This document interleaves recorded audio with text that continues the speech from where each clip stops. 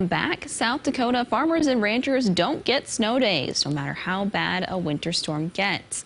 KELOLAND's Ariana Schumacher takes a look at how this week's weather is impacting cattle producers across the state. Good morning, Ariana. Well, good morning, Sarah. In some parts of South Dakota, this is the fourth day of the storm, but most ag producers are prepared.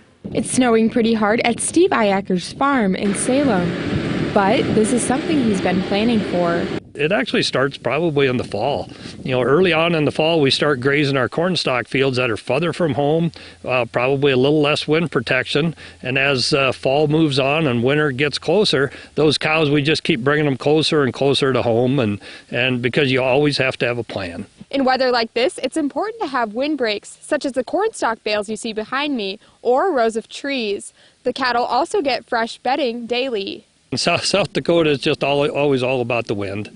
These cattle, they can go out and it can be 10 below, 20 below. If the wind's not blowing, quite honestly, they're extremely comfortable. And then the calves, we'll bed the calves every day. The calves, they're in the lots here, and they don't have the fresh snow, so to speak, to go lay on or anything.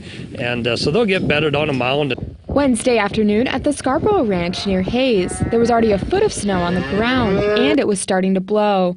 They moved their cattle to areas with windbreaks, but had to wait till the snow stopped to put down more bedding. Once we know that it's kind of done snowing, we'll go out and we'll put straw out so that they have warm places to lay, and hopefully they'll come through it just fine. Even with the extra work, both producers are thankful for the much-needed moisture.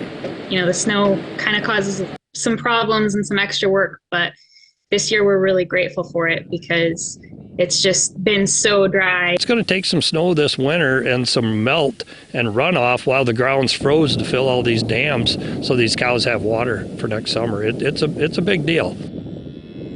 Iyacker will begin his calving season in the beginning of February and says that this wave of the storm will not affect the cows, heifers, or calves. If this type of storm happened during calving, it would have been a bigger issue.